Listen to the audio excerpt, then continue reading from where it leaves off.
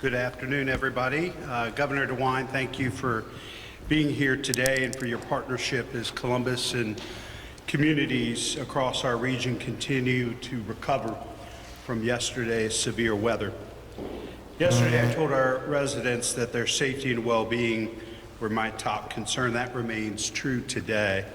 This morning, I had the opportunity to see some of the damage firsthand and to talk with residents and crews working in our neighborhoods. Just came from the south side of Columbus, and as impacted as everybody has been, the south side has been hit particularly hard.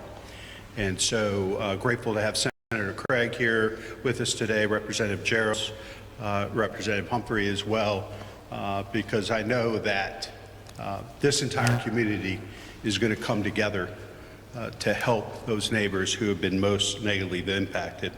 Thousands remain without power. Families are dealing with damage to their homes, trees, power lines remain down in neighborhoods across our city.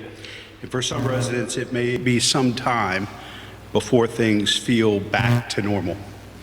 Our focus today is on making sure that people know where they can turn for help and continuing the important work of making all of our neighborhoods safe. Yesterday's storm brought extremely powerful straight-line winds that caused significant damage. Our first responders saw that impact almost immediately. Columbus Fire responded to more than 1,100 calls for service yesterday, more than twice than what we would see in a typical day. At the height of the storm, 131 calls came in almost simultaneously. For the first time in the division's history, every unit of the Columbus Division of Fire was in service, responding to calls for service to folks in the city.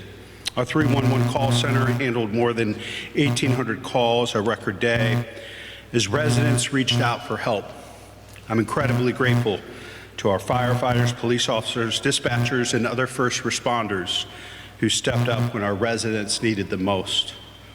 Today, I'll be declaring a mayor's emergency to make sure our city has the flexibility and resources we need to respond to the damage and to continue this recovery. We have significant infrastructure repairs ahead of us, along with the continued cleanup and other needs across the city.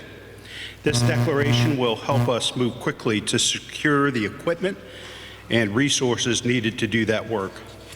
For anyone who cannot safely remain in their home because of storm damage, loss of power, or other vital or health-related needs, the American Red Cross is open to shelter at the Scioto Southland Community Center.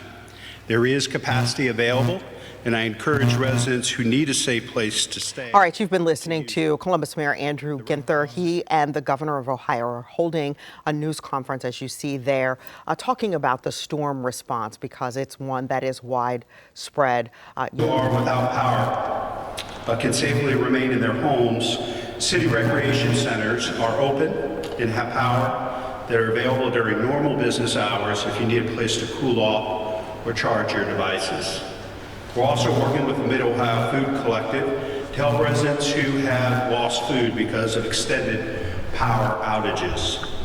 We know that prolonged power outages create other challenges as well, particularly as temperatures rise. Columbus Public Health and our community partners are working to identify those needs and connect residents with available resources. And I want to reassure everyone about something we know has been a concern in some corners of the internet. Columbus's drinking water is safe. Our water system is operating normally. I'm a little biased, but I think it's the best water in America. Our public service and recreation and parks crews are also out working throughout the city to clear streets, address fallen trees and debris, and help restore access to affected areas. That work will continue throughout the weekend. I'm asking everyone to help us keep those crews and your families safe. Please stay away from downed power lines. Give utility workers, first responders, and city crews the room they need to do their jobs. And if you encounter a traffic signal that is out, treat that intersection as a four-way stop. Give yourself extra time, and let's give each other a little extra grace. I ask everyone to check in on your neighbors. If you know an older resident, someone with limited mobility, or someone who may need additional help while their power is out, please check in on them. A phone call, knock on the door, or helping someone connect with available resources can make a real difference. That's the Columbus way. If you need to report a non-emergency storm-related issue, or you need help connecting with city services, please contact 311. And as always, call 911 in an emergency. You're going to hear more today from the people leading this response and from the community partners helping our residents. They'll talk about the resources that are available, the work that is underway, and what you need to know in the hours and days ahead. We will continue sharing the best information we have as conditions change, services are restored, and additional resources become available. Now it's my honor to introduce and turn things over to our governor, Governor Mike DeWine. Again, thank you very much. Thank you for your leadership and your team's leadership. I also want to thank all of our first responders who are still very, very busy in Columbus, but also across the state. Today I want to give a report, statewide report. Our concern remains primarily for today and tomorrow, at least tomorrow and through tomorrow, for flooding. Flash flooding that may be occurring. We are starting to see more rain coming in from Indiana. So the area that we are particularly concerned about at this moment, at least in regard to flash flooding, is Southwest Ohio. Also right along the western border of the state, starting up around Lima and then going down to Cincinnati. That is the area that we are concerned about. A good part of the state, the ground is saturated already. So streams are up, so we really have a concern in regard to the potential of the flash flooding. Our recommendation remains the same. Be vigilant. People use their common sense. Whether you're in Columbus or whether you're in Dark County or wherever you are, if an indication the street is closed or the road is closed, for heaven's sake, do not go around it. Do not try to get in there. It can be very dangerous. Every year in this country, we have people who die because they do that. They encounter high water or lines that are down, trees that are down. So, as the mayor said, help those who are working, but also help yourself. Do not take that chance, and just use your common sense. I want to give a report on the lightning strike that occurred at the Grafton prison. This was yesterday. It actually impacted 16 prisoners. They were coming back from eating, from the dining hall, walking outside their normal pathway. There was really no indication that there would be lightning. Guards report no indication. The normal protocol is if there are storms going on, then they clear the yard. No one is outside. But they did not do that because they did not have that indication. So 16 people were impacted. Presently, we have 4 individuals who are in area hospitals up there. We have 2 at Ohio State, Wexner Medical Center, and we have 1 at Cleveland Metro. Most severe injured individual is at Cleveland Metro.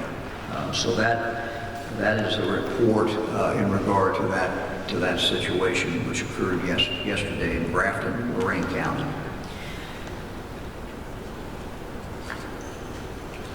This afternoon, about 2 o'clock, I will go to Crooksville. Crooksville is an area, as well as Roseville, that we have been watching in regard to a great deal of water. Both of them had a significant amount of rainfall yesterday.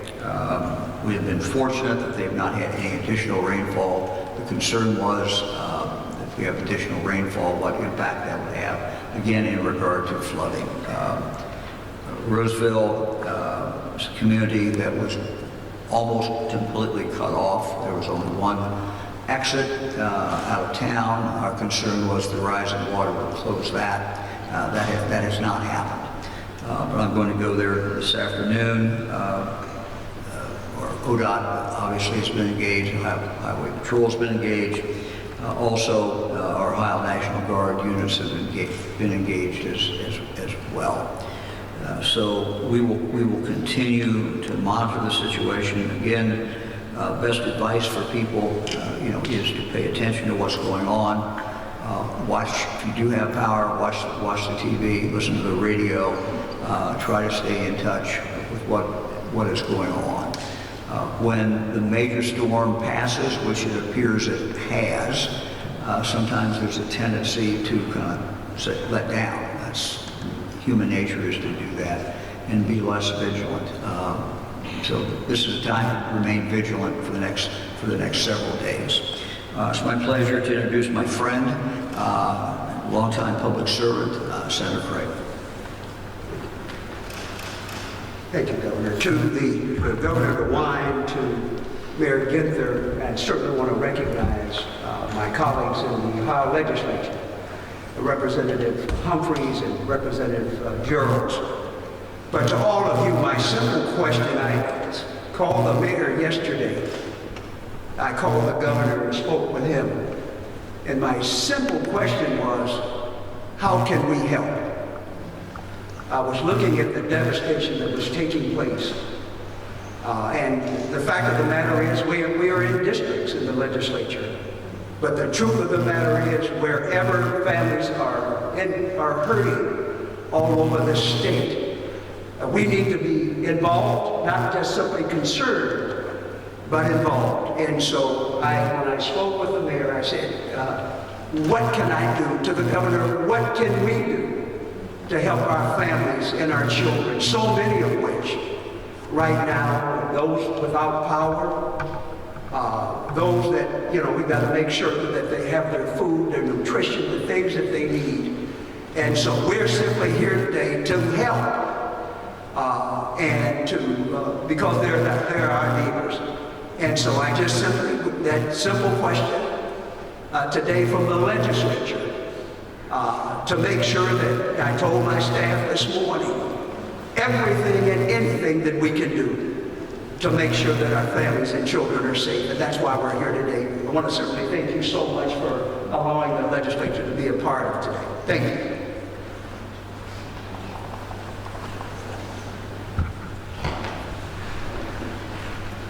Good afternoon. I am Tanya Kraft, and I'm from the American Red Cross.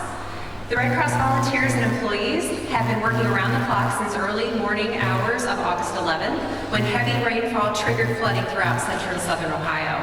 Red Cross shelters have been set up in Franklin and Perry counties for residents displaced by the severe weather. We are in the process of opening shelters in Brown and Hamilton counties. Those will be open by 6 p.m. this evening. Anyone impacted by the storms who has not yet been in contact with the American Red Cross should call 1-800-RED-CROSS. Originally, 3 Red Cross shelters were established in Perry County, eventually consolidating into one shelter location at Perry County Fairgrounds, located at 5445 Ohio 37 in New Lexington. Another Red Cross shelter has been established in Franklin County at the Scioto Southland Rec Center at 3901 Parsons Avenue here in Columbus.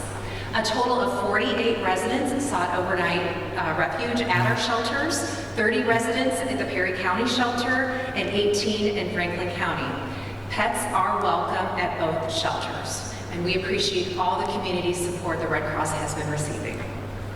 With that, I'm going to introduce Mark Ryder, President of Ohio AEP. Thank you, Tanya. Appreciate this opportunity, Governor, Mayor Ginther, to provide this update. First, say that we greatly appreciate the patience and the kindness that our customers and residents have extended our utility workers. We're working around the clock. We have 3,700 approximate line workers and field personnel, most of them in Central Ohio where the bulk of the damage has been. We peaked at approximately 170,000 outages across the state, 110,000 approximately in Central Ohio, and we're down to 60,000 in Central Ohio and 80,000 across the state. But we're going to work around the clock until every last customer is restored. And then safety, the mayor mentioned,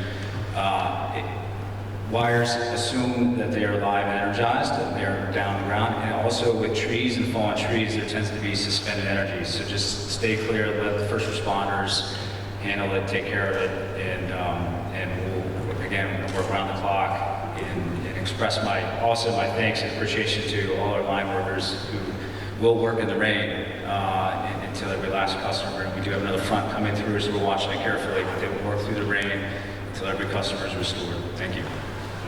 Introduce Mike, Mid-Ohio Food Collective. Thank you, Governor DeWine, Mayor Ginther, Senator Craig, other speakers. I also just want to thank the first responders, lines people, and everyone else who's helped respond to keep our community safe in response to this unexpected storm. Mid-Ohio Food Collective and our network of partners are here and ready to help our neighbors in need. Our network includes nearly 600 partner agencies and programs across central and eastern Ohio. Food pantries, community meal sites, after-school programs, senior feeding programs, and more. One strength of our network is how we respond to emergencies. We are there to support individuals and communities when they need help. An emergency response is a key part of our work, and every emergency looks different. Today, it's a widespread weather event with tens of thousands of our neighbors without power. But every day, people face their own personal emergencies and may need just a little bit of help putting food on the table. So here's the status of our operations today. The main food bank in Grove City has power and is fully operational. Our transportation team is running without disruption as well. We are distributing food normally to pantries, community meal sites, and other food programs all across the region so that families can get the help that they need close to home. The vast majority of our partners have power and are ready to welcome their neighbors in this time of need. But we have heard from some pantries that have lost power or are closed for other reasons, such as volunteers who themselves are responding to a personal crisis in this storm. If you've been impacted by these storms and need some emergency food assistance, the best resource to check is freshtrack.com. That's FRESHTRAK, freshtrack.com, with real-time information about community food resources in your community. Mid-Ohio Food Collective and our agency network are continually updating FreshTrack with real-time information about which food pantries and community meal locations are open and operating. We also encourage people to call their pantry or community meal site before going, if they can. We recognize that this is a stressful time. Please be patient with pantry staff and volunteers. They're just neighbors helping neighbors, which is what we need right now. And with that, I'll ask Mayor Ginther to come back to the podium.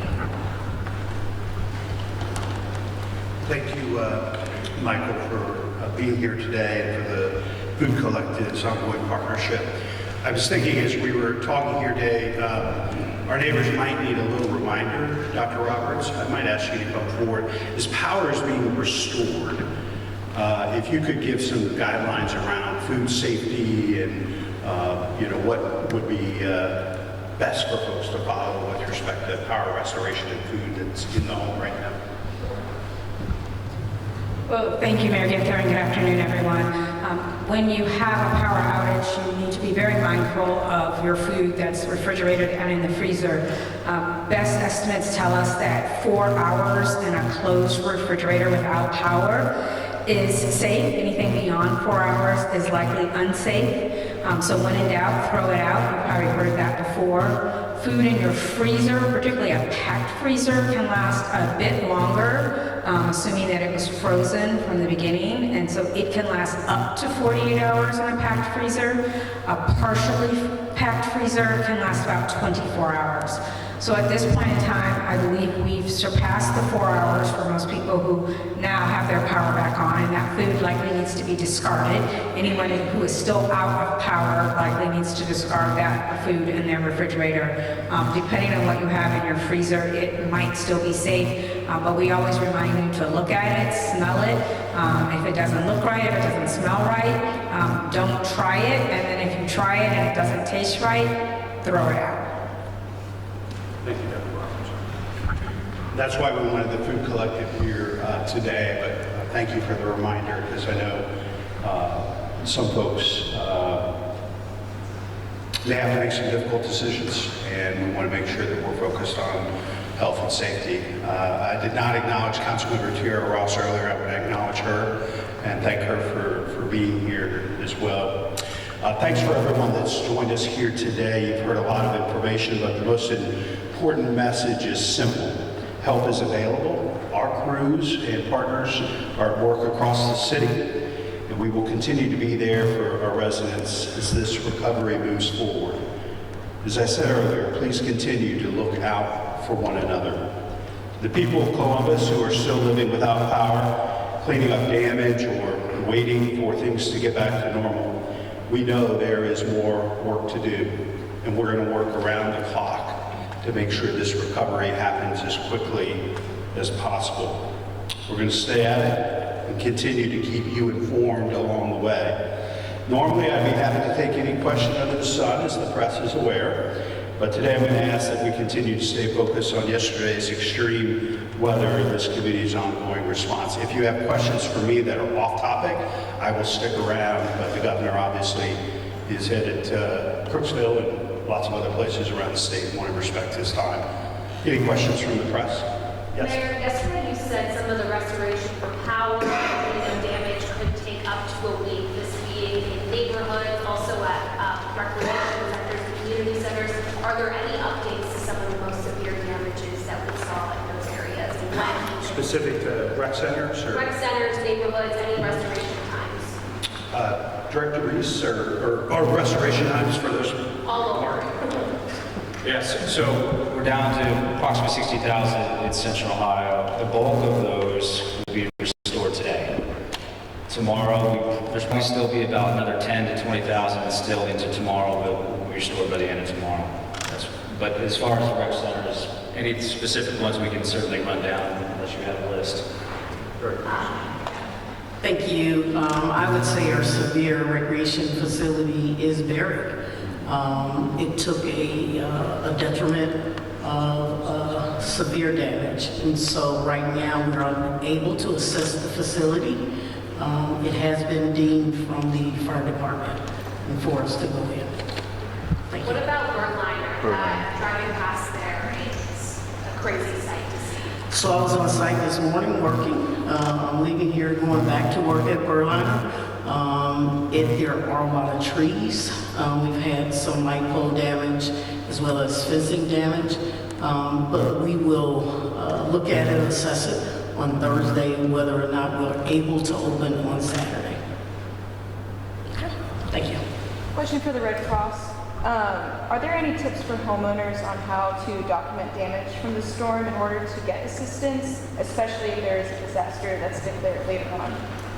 Certainly. By all means, you should take photographs, do all your due diligence and documentation of all of the damages of your home. As far as what Red Cross will be doing, please reach out to us at 1-800-RED-CROSS. We have not yet begun the damage assessment process, but we do want to make sure we include those homeowners that have had significant damage to their homes.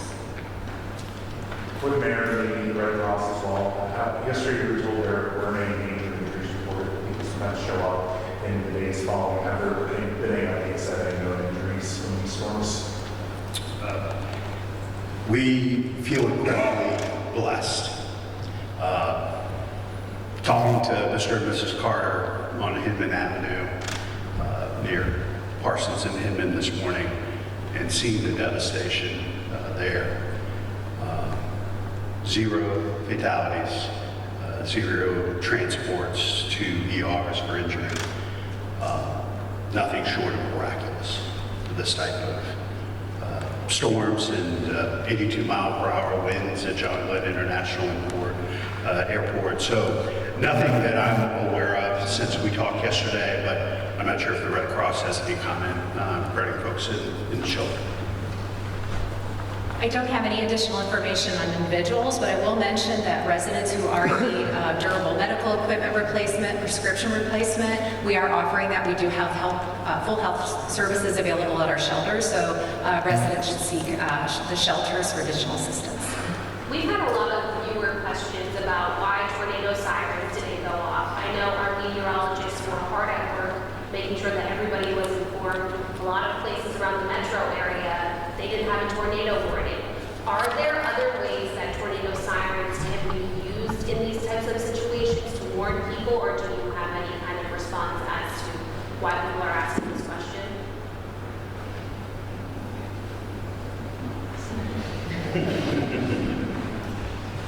I've gotten some questions as well, and talked to folks from the Weather Channel just this morning who had said that these winds would be, in that category of hurricane type of winds in Columbus, which we're certainly not accustomed to. Obviously, we're going to work closely with the EMA and the state to see what we can learn from what has happened here and do a job of educating the public, but also potentially figuring out better ways of warning them when severe weathers. Unfortunately, these major weather events continue to happen more frequently and are more and more severe. And oftentimes, some of the most poorest and vulnerable residents pay the greatest price for these major weather events that we know are devastating families throughout. Oh, come on out. Tell me your name. Great, thank you. That was a great question. So, first and foremost, I want to remind everyone that tornado sirens are outdoor warning, right? So, I think your question is, how are people best warned? There are multiple ways to get warnings. First and foremost, if we carry devices, which probably, I would say 99.9% of this room carries a device, always make sure that your public safety alerts, as well as your weather alerts, are turned to on. I would recommend also that people continue to follow their local news station of choice and make sure that those notifications are turned on as well. But to get back to the question about warning, the Weather Service, there was not a warning issued. So when there's not a warning issued, that doesn't activate sirens, right? And notifications a lot of times don't come out through sirens and outdoor warning sirens because we don't have that tornado warning issued. But generally, prior to a warning, not always, but prior to a warning, there's a watch. And at the watch level of a tornado, a flash flood, no matter what the event, that is when people really need to pay attention. Turn those, if you're not going to keep them on because you don't want to get woke up, flip your notifications on. That's probably the best way to do that. Simba, right? Yes.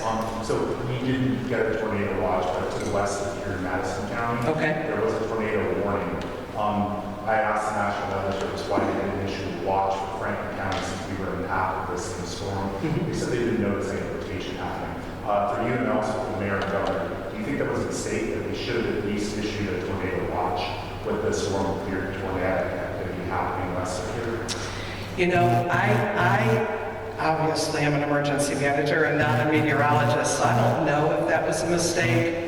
I think that our weather patterns here recently have been so volatile and so quick to change that sometimes what is actually being monitored, it changes in a blink. And so I'm sorry, I can't really answer that. No, that's a question for the meteorologists. Look, they do a great job. They have more technology to their more ability to predict things, but it's not perfect. And it's never going to be absolutely perfect, but nothing gets activated. The meteorologists are looking at that. They're making those decisions as we move forward. So we do a good job, but it's not perfect. Governor, I know that you activated the National Guard in some areas. Do you have any updates on that? And as you're getting ready to head to Crooksville? Yeah, I'm going to get an update in regard to the Guard. I should see the Guard down there. We always want to be in a position where we're proactive. And so whether or not the Guard has actually had to do anything down there, we don't know. But when we activated them, the fear was that we still had a community of 1,500 people, and the concern was that the water was going to continue to rise. The water actually plateaued out, and we figured we were okay, but if there would have been additional rain, we could have been in trouble. So having them there and positioned in that situation was the right thing to do, but I'll have the opportunity to talk with them in a couple hours and get more information. Governor, we know that one person tragically lost their lives in the Roseville area. Do you have any more information on that situation? No, I do not. I'll probably have more when I come back, but nothing more than what I shared with you yesterday. Last question. Are you looking at sending the National Guard anywhere else? I know I saw this morning in Athens had pretty severe flooding, making the whole London Main Street. Yeah, no, look, the National Guard is on call. We have these units, they're relatively small units, stationed a number of different places around the state. They can be called up at any moment, but we don't see a need at this point to do that.